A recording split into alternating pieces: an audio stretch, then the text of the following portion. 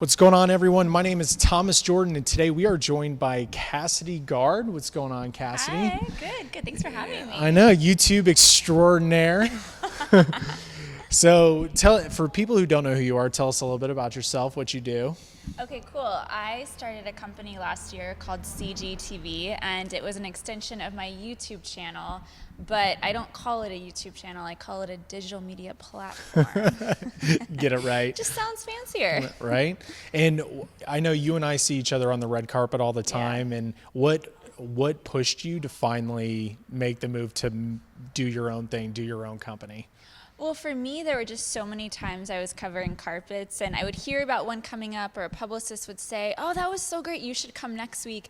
And then I would tell the videographer from that channel, "Hey, they told me this is going on." And then so many times I would see other reporters popping up doing it, or other people getting that opportunity. And I celebrate their successes, but when I feel as if I get a little bit of FOMO, there was a point where it had just happened one too many times, and I thought, if I got to make a really good impression with a company and that publicist invited me back, and then someone else gets to go, they're going on behalf of work we did. And there's a point where it's really awesome to continually work with these publicists, but when you own a company, you can't guarantee one reporter work all the time. So that's when I just had reached a moment where I thought, I don't want to depend on anyone else for this. I really want to be able to be empowered enough to just say, I can hire myself. I'm going to cover that and that and that. I'm going to cover all of them. And you've got the following too, because it's not as easy as just like walking up and knocking on the door like, "Hey, I want to cover this red carpet event." You need a social media following. And how did you grow yours so fast? You have like you said, you just hit 3 million views on YouTube. Yes. I think combined, you're almost up to like 500,000 followers combined with Facebook, Twitter, YouTube, everything. Well, if you ask any of my friends, I'm one of the most annoying people in the world, because anywhere we are, I'm always trying to show the 5 W's, right? The who, what, when, where, why, and how. And so if I'm at dinner with a girlfriend for a brand new restaurant that just opened, I'm like, okay, get a really cute candid shot of me at the bar ordering, or us eating. And they get so annoyed, because some of my closest friends do not work in the industry. And what they don't understand is that's just part of building a relationship. And now I get invited to events all the time simply as an influencer, and those are contacts where their friend could own a PR company, or their friend produced a movie and they're looking for coverage. So in LA, the one thing is pretty much anywhere you go, you can make a connection that might plant a seed that's going to completely bloom later. You just never know. Now tell me something to follow up with that. Was there a moment where that happened? Like where you were just out doing like the restaurant thing, or was there something else? All the time. Yeah, like all the time. Too many to count. And it's funny. Most recent then, or most recent. Well, I will say before the most recent, when I first moved to LA, for the first 2 years, I did catering. Yeah. So I covered does. every Oscar, every Golden Globe, every SAG Awards, and it was really funny because half the time these people are bored out of their mind. And if there's somebody serving drinks and they actually look excited to be there and they're bored, sometimes they just talk to you. So I got a lot of business cards that way from men and women alike. It wasn't like a date thing. It was just literally, I'm bored, you look like you're having fun. Wait, what do you do in this town? And so that is the first thing where I started to see you can meet people anywhere. The most recent one, I was at Lemonade and I was having lunch, and the lady next to me owned a PR company, and she had a product for krill oil. And her client was John Elway, and they said, "We're looking for a host that will be the face of the company, and you seem pretty bubbly, and you said you do this, so why don't you come in?" And I booked that, and that paid my rent for a couple months. That's so awesome. Thank you, John Elway. And that was just Did you get to Lemonade Studio City. Yeah, there are some, I don't want to say cringeworthy, but there's some very, what's the word, infomercial-esque videos online of me with John Elway. If you type in our names together, you'll see them. I wish we could see it right now. Yeah. But it almost sounds like networking with other influencers as well as PR people is kind of the way to go, building relationships in this business. And sadly, networking sounds so opportunistic. So I try not to call it that, because everybody hates a networker. You know that person, though, that you're out and it's like within 5 minutes they hand you a business card? That always just sort of sets me the wrong way. I don't own business cards. I don't have business cards. My tip is get their contact info That's and call way them better. back. Way better. Because if you hand them your card, It's going to go in half the of trash. the cards people give me end up like on the bottom of my purse, or I drop them. Yeah. So I don't, anytime someone asks me for a business card, I'm like, oh, I don't have one, but I'll grab your email. I'm giving all of my tricks away. You're too good at this. I know, but what I'm saying, but you know what though? I've noticed you could give away every secret you have, but you have to take action. And what a lot of people don't do is take action. It's true. Our job, I feel like, to the untrained eye, is very glamorous. Like you get to be on the red carpets, you get to see all these celebrities, everything's really cool. But what are some of the dark sides of being an entertainment reporter? Oh, wow.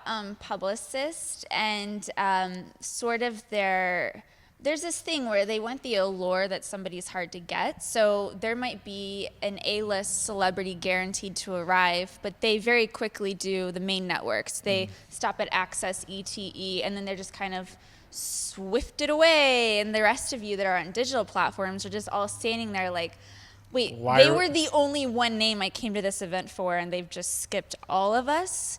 And so that's can be really, really challenging. And so I'm not really giving anything away because each carpet is so specific, but I always look for that moment.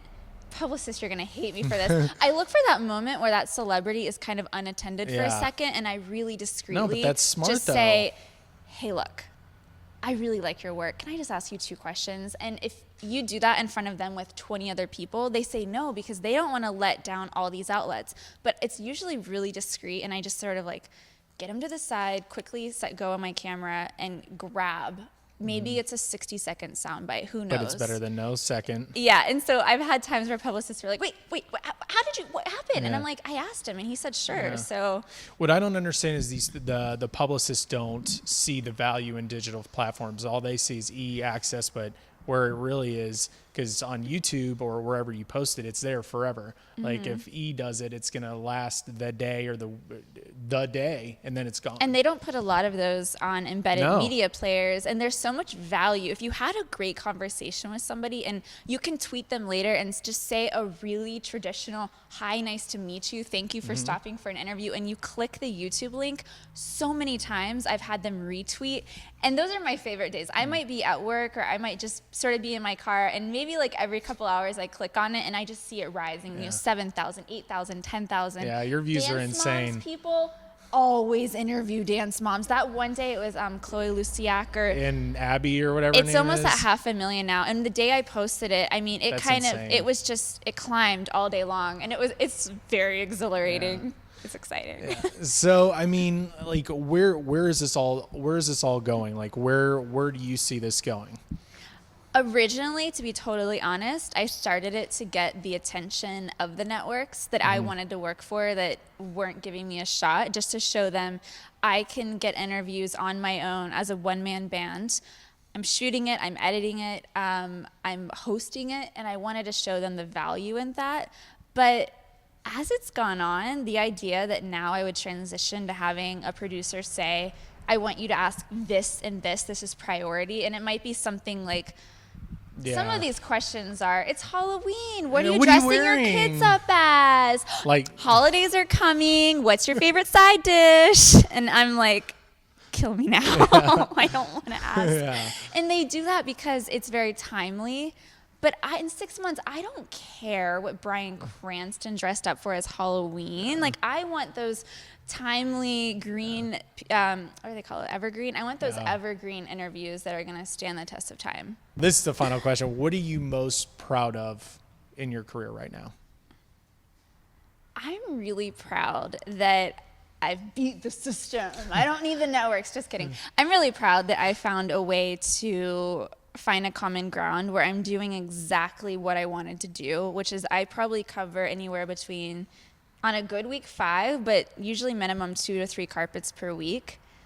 And now that it's something where I'm seeing, I mean, right now, like when you're having your own mic flag, your own name, when I get to see these people and I see the CiGi, and I know the CiGi is for Cassidy Gard, that's always really, like, that's a moment. And I have such a wide collection now of people, wait, there's no cameraman. Oh, you're doing this by yourself. Oh, interesting. Oh, I can see myself. I mean, those moments with the Jay Leno's of the world, the Sylvester Stallones, the Maria Shrivers, those are the ones that are just the most candid. And I think in a weird way, when you don't have a cameraman and it's so much more intimate, it's just the two of you, they say some zany things.